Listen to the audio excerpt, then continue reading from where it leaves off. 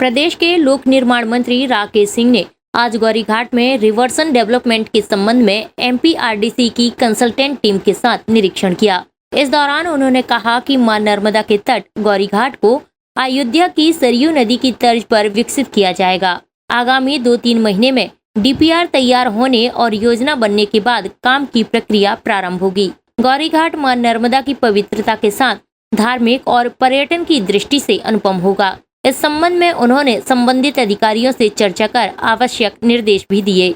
इस अवसर पर एमपीआरडीसी के MD Avinash Lavania, collector Deepak Saxena, PWD के चीफ इंजीनियर एससी वर्मा और एमपीआरडीसी के अधिकारी सहित अन्य गणमान्य नागरिक मौजूद रहे।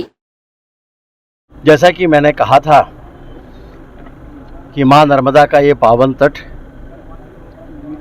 जहां हजारों श्रद्धालु प्रतिदिन आते हैं, मां हम सबकी जीवनदायिनी है, मोक्षदायिनी है।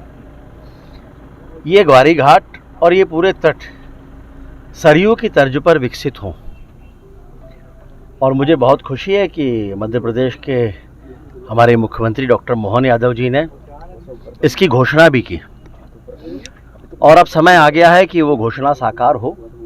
और इसलिए आज Madhya Pradesh road development corporation के एमडी और बाकी के अधिकारी सभी यहाँ पर आए हैं, और एक तरह से इसका डीपीआर बनाने का काम, जो कंसल्टेंट हैं वो भी आए हैं। तो इसकी योजना का काम अभी शुरू हुआ है।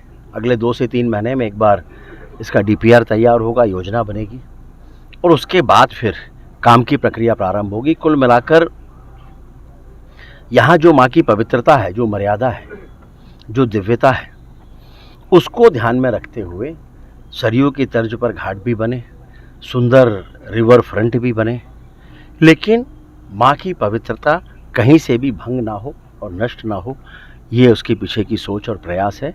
और इसलिए पर्यटन स्थल के रूप में विकसित हो, लेकिन आध्यात्मिक और धार्मिक पर्यटन स्थल के रूप में ये विकसित हो, ऐसा प्रयास होगा। इसीलिए बहुत लंबी योजना होगी ये, और वृहद कार्य योजना के साथ में उसमें सभी को समाहित करते हुए, जो व्यापारी हैं, जो हमारे तीर्थ पुरोहित हैं, ट्रैफिक है, इन सबको लेकर, साथ में लेकर एक योजना बनेगी, ताकि सभी उसमें समाहित हों और एक वृहद कार्य योजना के साथ आने वाले कई वर्षों तक यहाँ कठिनाई ना हो, इस सोच के साथ काम किया जाए। 8 घाट हैं। ये घोषणा ही थी, कहा ही था कि सरयू की तर्ज पर विकसित करना, और इसलिए पूरे के पूरे घाट ही उसी आधार पर विकसित हों।